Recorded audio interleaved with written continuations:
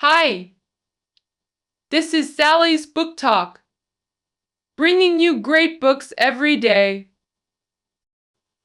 Today's book is the classic work, Innovation and Entrepreneurship, by management guru Peter Drucker. Peter Drucker is hailed as the father of modern management. The renowned financial magazine, The Economist, praised Peter Drucker as the guru of gurus. Among Drucker's 30-plus management works, this is the first to systematically explain innovation and entrepreneurship. In this era of mass entrepreneurship and innovation, 70s and 80s generation entrepreneurs are no longer news. More 85s, 90s, even 95s generation dream of starting businesses. Mentioning entrepreneurs, you might think of Jack Ma, Pony Ma, Renplick Phi, exemplary entrepreneurs of our time. But if a couple opens a restaurant near a train station, are they entrepreneurs? Drucker says no. They take minimal risk and repeat established patterns without creating new products or consumer demands. In this sense, they're business owners, not entrepreneurs. So what defines an entrepreneur? Specifically, entrepreneurs have 4 distinct characteristics. First, dramatically increasing resource output. Second, creating novel and distinctive offerings. Third, pioneering new markets and customer bases. Fourth, identifying and capitalizing on changes. All these boil down to one word: innovation. The core difference between entrepreneurs and business owners lies in innovation. Can traditional businesses like restaurants produce entrepreneurs? Absolutely. Take Ray Kroc, McDonald's actual founder. He standardized products and streamlined services, boosting efficiency and expanding markets. He didn't invent burgers or fries, but his operational innovations made him a true entrepreneur. Thus, entrepreneurship transcends age and industry. Innovation is the entrepreneur's hallmark. Entrepreneurial spirit is essentially purposeful, organized innovation. Drucker's perspective on innovation subverts conventional understanding. He said, most successful innovations are actually ordinary. They simply leverage existing changes. With proper methodology, entrepreneurs can systematically audit sources of innovation. Innovation isn't sudden inspiration, as people imagine, but systematic science with replicable methods. The 250,000-word book divides into 3 parts. In Part 1, Drucker identifies 7 sources of innovation. Part 2 explains how entrepreneurs implement innovations in practice. Part 3 proposes 3 strategic approaches entrepreneurs should take toward innovation. Finally, I'll share Drucker's 3 fundamental insights about innovation. I'll walk you through these key concepts systematically. First, Part 1. The sources of innovation. Drucker outlines 7 innovation sources: unexpected occurrences, incongruities, process needs, industry changes, demographic shifts, perceptual changes, and new knowledge. These 7 sources help entrepreneurs systematically identify innovation opportunities. All 7 sources share one core characteristic: dynamic change. These change-driven sources can emerge both within and outside industries. Let's examine them one by one. First source: unexpected events. These could be surprising successes or failures. Unexpected events often contain innovation opportunities. Don't just celebrate an unexpected success like winning the lottery. It's not the end. Drucker argues such surprises often reveal innovation potential because both unexpected successes and failures carry previously unknown information. Leveraging this information can reveal new business possibilities. This innovation costs nothing. The event already occurred. You just need analysis. In the 1930s, IBM's rejected banking equipment unexpectedly found buyers in libraries. Analyzing this success led IBM to discover new customers, government agencies. Banks actually needed new equipment, but couldn't afford it during the Great Depression. Through this order, IBM discovered government agencies had funds and willingness to spend, identifying a new customer base. Innovation through unexpected events has 3 steps. First, identify the anomaly. Corporate personnel might overlook unexpected successes, failures due to entrenched thinking. Management must treat studying anomalies as core responsibilities, even assigning dedicated staff. Second step, analyze the anomaly. Companies should ask, what signals underlie this event? What opportunities does this present? What risks exist? Finally, implement actionable plans to materialize innovations. In 1950s America, Macy's encountered unexpected success. Appliances accounted for 60% of sales. Yet Macy's overlooked this for years, focused on declining fashion sales. For over a decade, Macy's tried reviving fashion while business deteriorated. In 1970, new management recognized appliance success, shifted focus, and revived Macy's. Observers might ask, were Macy's executives that oblivious? For years, they ignored appliance growth. Can't see the forest for the trees. Except one, HRBP. All Macy's executives rose through fashion ranks. Appliances seemed irrelevant. Their success was subconsciously filtered out. Only by understanding the success did Macy's catch the appliance wave and survive. Among all innovation sources, unexpected events carry the lowest risk and highest frequency. Both unexpected successes and failures reveal information beyond corporate awareness. Companies skilled at analyzing these find innovation opportunities. The second innovation source is incongruity. Incongruity essentially means inconsistency. Conflicts, imperfections, and mismatches indicate fractures in existing business processes. These situations manifest in 3 main types. First, supply-demand mismatch. Unmet needs naturally create innovation opportunities. Chinese phone brand Transsion noticed African markets needed camera algorithms much cited for darker skin tones. This innovation made them Africa's top-selling phone brand. Second, incongruity. Market reality. Via's customer expectations mismatch. Around 2012, Chinese smartphone makers competed on specs, while Oppo noticed female users prioritized camera quality and design. They asked, what do women truly value in phones?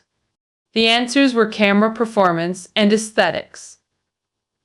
Oppo consequently designed phones around these female user needs. Third, incongruity.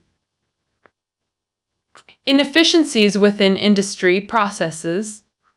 These could be bloated procedures or non-standardized workflows. Streamlining complex processes itself becomes innovation.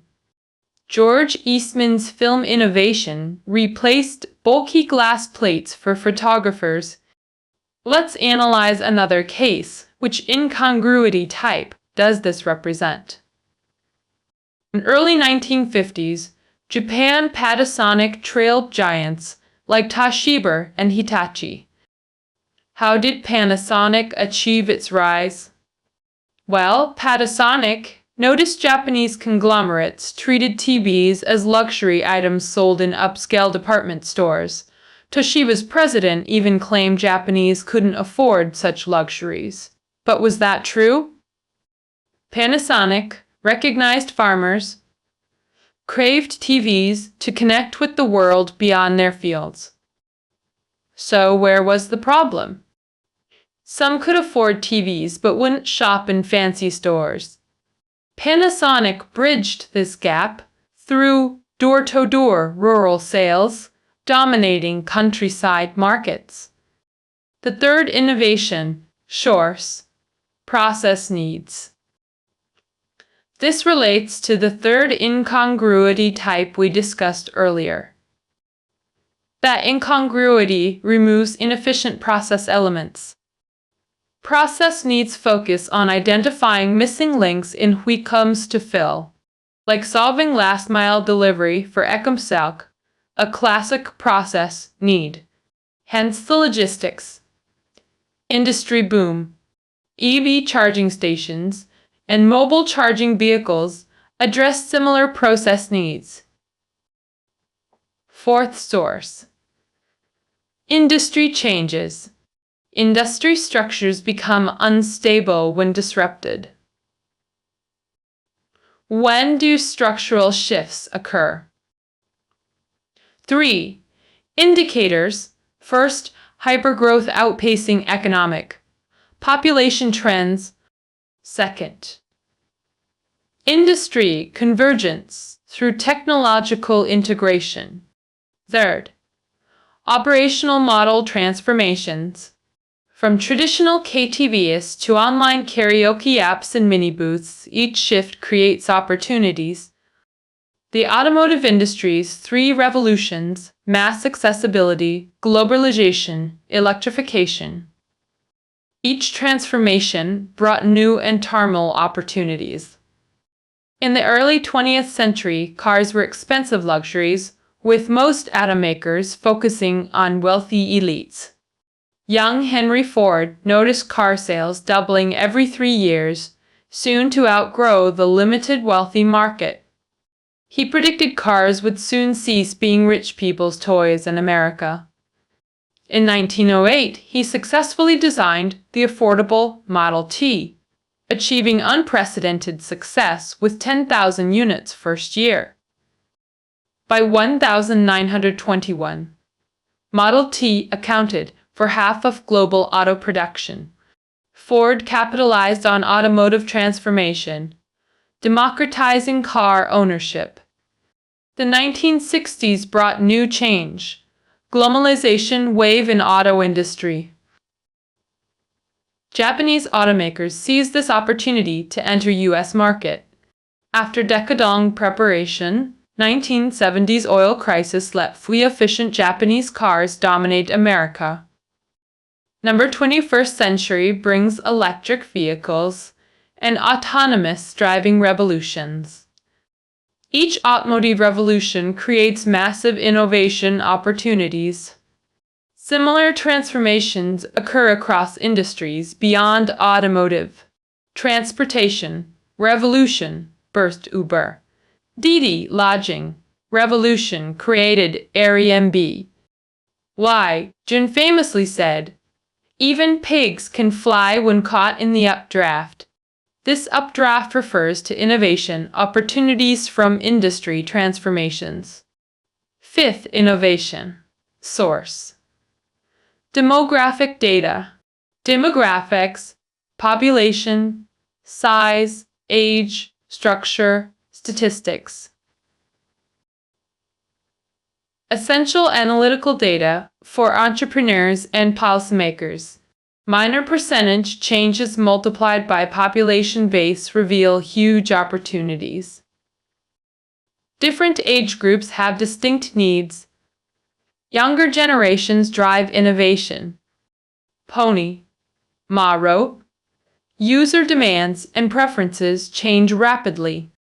What do post-95s and post-00s generations truly need?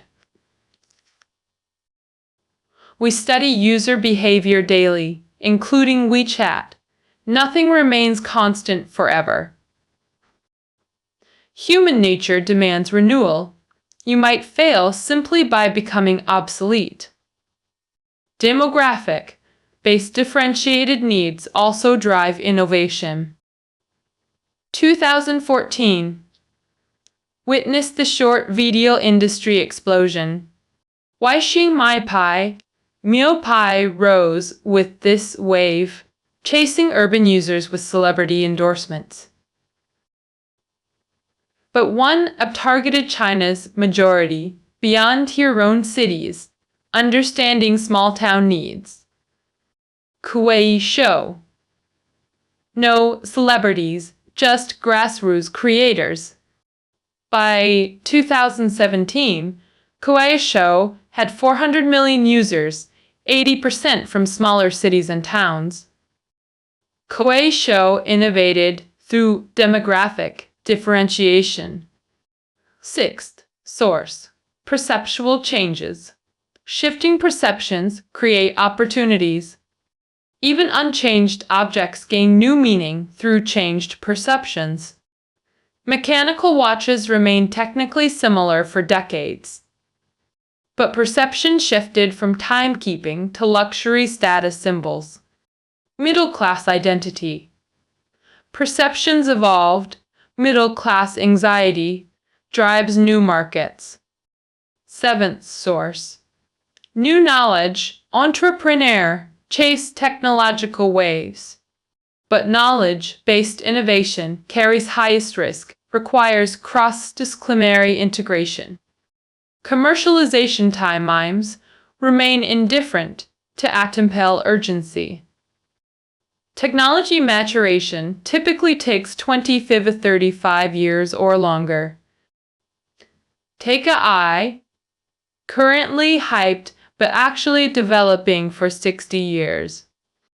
Originating in 1956. I evolved through computing, neural networks, internet, big data eras. This explains today's thriving artificial intelligence development. As Drucker emphasizes in the book, innovation through new knowledge remains impractical until all related knowledge converges. Technology application requires perfect timing, aim high but stay grounded. Now, let's explore Part 2. Entrepreneurial innovation practices. While Part 1 revealed innovation sources, entrepreneurs must implement innovations in actual operations. Many believe small companies innovate easier. This is a misconception. Company size itself doesn't determine innovation capability. We see innovation in both SME and giants, like Amazon and Tencent, that constantly reinvent themselves. True innovation barriers lie in corporate operations, not scale. In Part 2, Drucker outlines 3 aspects of innovation. Practice. First, cultivating innovation, accepting mindset and culture. Entrepreneurs must view change as opportunity. Consciously practice innovation awareness and avoid complacency in past achievements. The first step is establishing innovation policies to foster proactive culture. Continuously improve products, services while actively shaping distinctive future. Second, building innovation, measurement systems. Incorporate innovation discussions into regular meetings, measure performance as operational guidance. Only through evaluation can innovation spirit translate into action.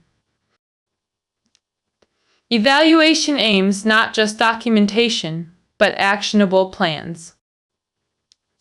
Third, establishing organizational structures for innovation.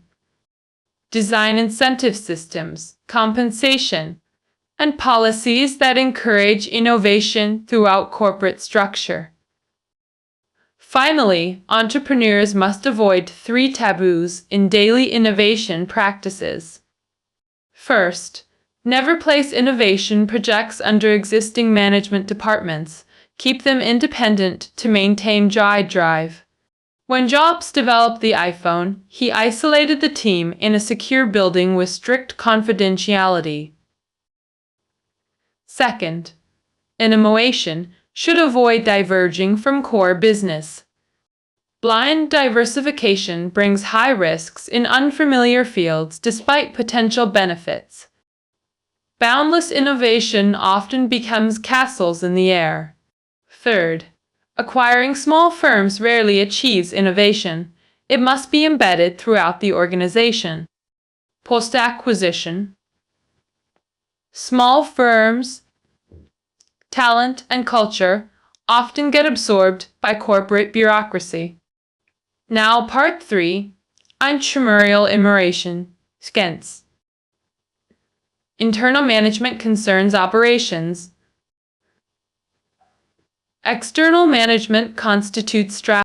Drucker proposes 3 strategies all in, targeting weaknesses, ecological niches. First, strategy. All in, similar to poker's go all in. Entrepreneurs must focus limited resources. Startups can't compete with giants across multiple fronts. Requires deep focus on core areas, sometimes betting everything at critical moments. Execution, essentials, thorough analysis, precise targeting, full resource commitment. Precisely target objectives. While AI is trending, specific applications must address exact user needs. Ensure resource allocation. Even brilliant ideas fail without proper execution support. Take Xiaomi, pioneer of internet-driven smartphone models, initially doubted in 2011. Back then, Qihu, 360s, Zhao keenly saw through Lei Jun's strategic approach. Regrettably, Zhao adopted a conservative strategy, collaborating with traditional manufacturers to launch 360 special edition phones. Traditional phone makers were skeptical about online strategies, resulting in poor coordination and dismal sales. Regarding this, Lei Jun told Zhao, "If you want to make phones, ask yourself, can you commit fully? Can you personally lead? Only through personal leadership could we possibly compete." Qihu has many employees, but how many can focus on phones? Even 100 or 500 people. Xiaomi has thousands dedicated to this. Facing the smartphone revolution, Lei Jun bet everything to become an industry pioneer, though such risks require caution. Drucker notes the all-in strategy demands thorough analysis of innovation sources, push factors, plus massive resource commitment. Second strategy, exploit weaknesses, targeting, competitors, neglected areas in commercial warfare. 2 approaches. First, creative imitation, improving existing products for greater success. Early QQ employed this strategy by enhancing ICQ's design. ICQ stored data locally, problematic in China's early internet cafe era. Ponyma addressed this flaw by storing QQ user data on cloud servers. Users could bind chat from any internet cafe by logging into their accounts. QQ later added localized features like stealth, login, and custom avatars. Tencent thus became China's IM dominant force.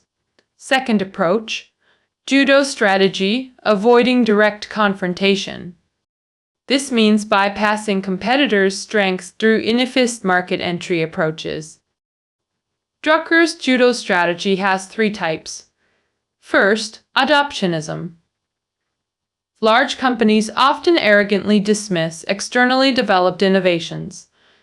This gives innovators opportunities to weaponize these technologies for market capture. When Bell Labs invented transistors, major U.S. electronics firms recognized their importance but took no action.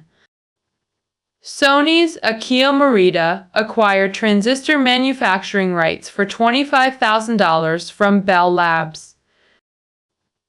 2 years later, Sony launched the first portable transistor radio. Second judo type. Beachhead strategy. Entering through niche markets before expanding. Large firms focusing on high-profit clients often neglect smaller peripheral customers. If incumbents use premium pricing, innovators can attack with affordable alternatives. When giants try serving all customers with one product, innovators can specialize.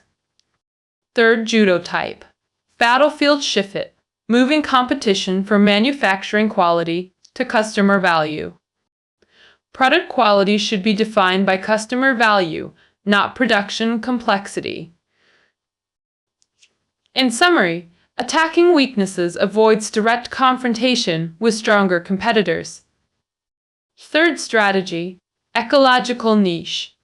Defensive positioning to avoid competition. Ecological niche has three tactics: tollgate, specialized tech, dedicated market strategies. First, tollgate strategy, providing essential services in niche market segments that can only sustain one company, establishing a monopoly. The book cites Dewey Almy Company's case.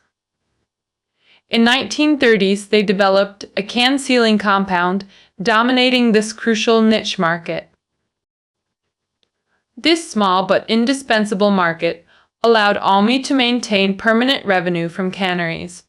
Second, specialized technology strategy, establishing control in specific technical fields. Bendix Corporation monopolized U.S. automotive braking systems through technical specialization. Third, dedicated market strategy, targeting specialized market segments. European automatic oven market was dominated by two local manufacturers, not due to technical barriers, but market size and localized understanding. Having covered innovation, sources, practices, and strategies, we now examine Drucker's final insights. 3 key points deserve emphasis. 1. Creativity, not equal innovation. Creativity involves imaginative concepts. Innovation stems from market-driven opportunities. Life abounds with clever ideas like waterproof shoes, hydration, reminders, air, umbrellas. Yet, few achieve real-world adoption. 2. Entrepreneurs not equal risk seekers. Common belief holds entrepreneurs as risk lovers. But Drucker argues successful entrepreneurs focus on opportunities, not risks. They manage risks rather than chasing danger. This perspective merits nuanced understanding. 3. Non-technological innovation matters. Innovation extends beyond technical domains. Business models, processes, and experiences hold equal potential. The true distinction lies in market validation versus mere conceptual brilliance. Drucker emphasizes systematic opportunity analysis over romanticized risk-taking. Innovation manifests beyond technology. System updates, process improvements, and model transformations can all create life-changing innovations. Think about moving house, hiring a truck, loading items one by one. Seems logical, right? In the 1950s, ocean freight worked similarly. Goods were manually loaded onto ships. As cargo demand soared, overloaded ports couldn't handle mountainous shipments. The shipping industry's initial solution: buy more ships, which didn't fundamentally solve the problem. Then containerization revolutionized logistics. Preloading cargo on land enabled rapid bulk loading at docks, dramatically boosting efficiency. Let's recap the book's core: innovation sources, after-mill practices, strategies, and key reflections. Drucker identifies 7 innovation sources: unexpected events, incongruities, process needs, industry changes, demographics, perception shifts, and new knowledge. Drucker's framework helps entrepreneurs systematically identify innovation opportunities. All 7 sources share dynamic change as their core characteristic. These change-driven sources can emerge internally or externally within industries. After understanding these sources, entrepreneurs must implement innovation through 3 practices. 1. Cultivating organizational receptiveness to innovation. 2. Establishing measurable innovation metrics and actionable plans. 3. Building innovations supporting organizational structures. Externally, 3 innovation strategies exist, all in strategic, concentrated investment, weakness exploitation targeting vulnerabilities, and ecological niches specialized market positioning. Weakness exploitation combines creative imitation and judo strategies to attack competitors' blind spots. Ecological niches involve establishing value ecosystems in specialized fields to consolidate advantages. Entrepreneurs must strategically adopt innovation approaches based on their unique circumstances. Drucker's first insight: creativity does not equal innovation. Successful entrepreneurs appear risk-taking, but actually excel at opportunity, recognition, and risk management. Beyond technological innovation, institutional, cultural, economic innovations equally drive social progress and convenience. From internet to mobile, internet eras, both waves birthed groundbreaking innovations and visionary entrepreneurs. Numerous business cases validate Drucker's theories, identifying sources, implementing practices, executing strategies remain timeless success formulas. Incoming AA, mobile internet eras, Drucker's principles will continue guiding entrepreneurs. This concludes our analysis of innovation and entrepreneurship. Notes available below. See you tomorrow.